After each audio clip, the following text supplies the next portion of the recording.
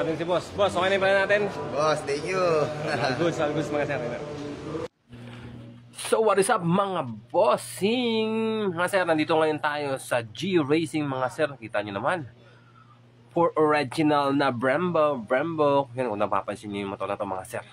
Race bike ni Boss Rons Yuson mga sir. So, pumunta tayo dito ngayon sa Bulacan mga Lodi, no? Para i-display nga itong Aerox ni Bossing. Yung kanyang, yun no, si Boss, no?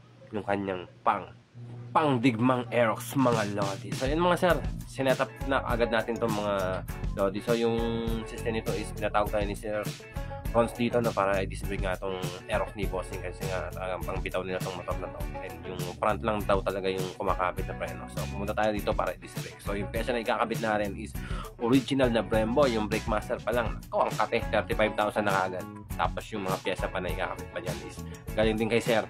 So ang setup nito is pure disc conversion.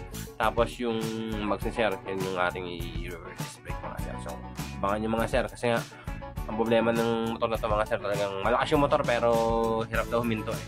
So for safety purpose din, sinabi sa akin ni Boss Rons na okay, disc brake nito para medyo maganda-ganda yung performance ng braking system nitong Aerox ni Boss.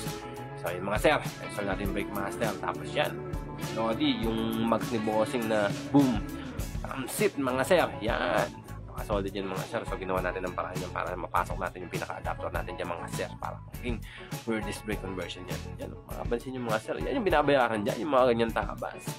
So Brembo na brake master mga Lodi. So dapat dito mga sir, Brembo na caliper na nilalagay namin sa rear. Kaso nga lang hindi po pwede kasi nga sasabi siya. So yung kinabit natin is yung RCB natin na caliper na nang nilagay natin dyan. So testing na kagad niyan mga sir pagkatapos.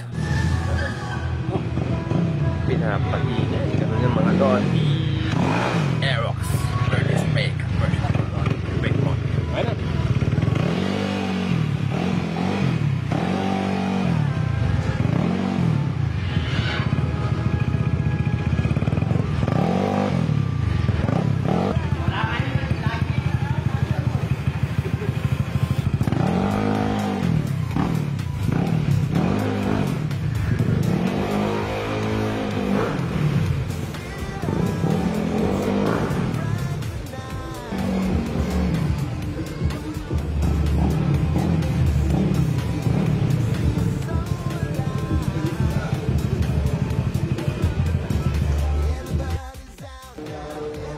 Natin si Boss. Boss, okay na yung pala natin? Boss, thank you. All goods mga sir.